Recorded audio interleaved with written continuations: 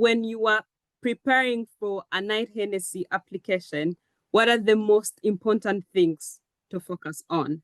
And then through that, you can also tell us what are some of the challenges, especially as somebody from the African continent that you may be encountering. I'm happy to jump in real quick. I think that was very interesting, Eugene. I when I was applying, it was surprising to think about the program application as distinct from the fellowship. In fact, I think I learned about the fellowship first, and then I heard, oh, they're willing to fund almost everything. So let me look into what program best aligns with my interest, and um I and to know that like that's something that could come separately. I think the Knight-Hennessy application is even earlier. I think it's October, somewhere in October. My program's application date is in December, was in December. So I genuinely approached both applications as two different endeavors. And so the Knight-Hennessy, I focused on, I would say, understanding. I guess the first piece of advice is probably understand what the Knight-Hennessy is looking for. They have very clear instructions on what I guess what they are looking for in your application. So there's leadership, and there's like a civic mindset, as Eugene mentioned, being willing to give back, and that's something that you need to demonstrate to what you've already been doing.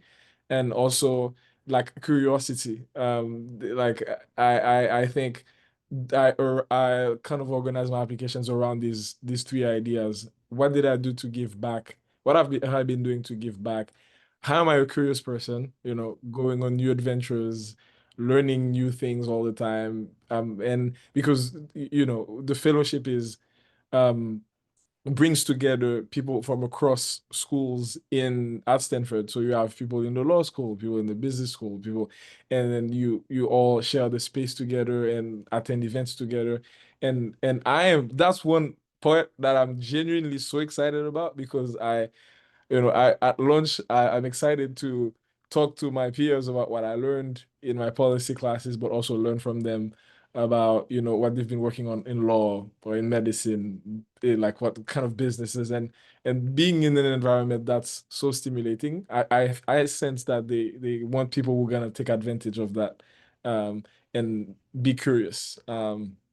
So I would add that, and I'd say one thing that helped me a lot was also seeing the Hennessy, even everything before, seeing Princeton and the program I did before.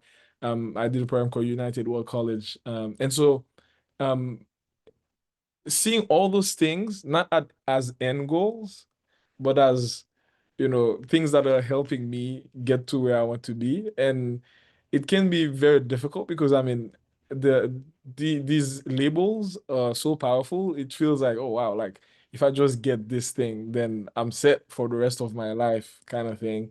And I actually think it can be counterproductive, because if you're working towards the fellowship, you're not nimble enough to, like, one, you don't necessarily come off as genuine. Even if I think you can be intentional, but you don't necessarily come off as genuine. Is like that is like what you've always been wanting to do, and is to get this scholarship. But two, once you get it, what happens next? And I think it could have been very easy after going to Princeton to be like, okay, hey guys, I have that label. Let me sit back and relax. But the goals, the aspirations never stopped. And so I was able to look at what Princeton had to offer and use the resources available to me. And then I am definitely gonna do the same thing here at Stanford. It doesn't stop here. So why I'm saying this is because all of this comes off in your application. It's like, I think it comes off in your application. Are you doing are you genuinely, because they want to help you achieve something great. Like, it's also in the benefit of the program to say, oh, you know, Eugene was from the second generation. Look at this is what he's doing. Gilles is look at this is what he's doing 10, 15, 20, 40 years later. And so being able to convey that, how the fellowship will empower you to reach your goals, and that you really, really want the fellowship, but you're also not like bounded by it. And it would actually be their loss if they don't fund you. And not in a cocky way, but in a, determined way. I think comes off in an application as well. So those are the two things I would add to what Eugene shared.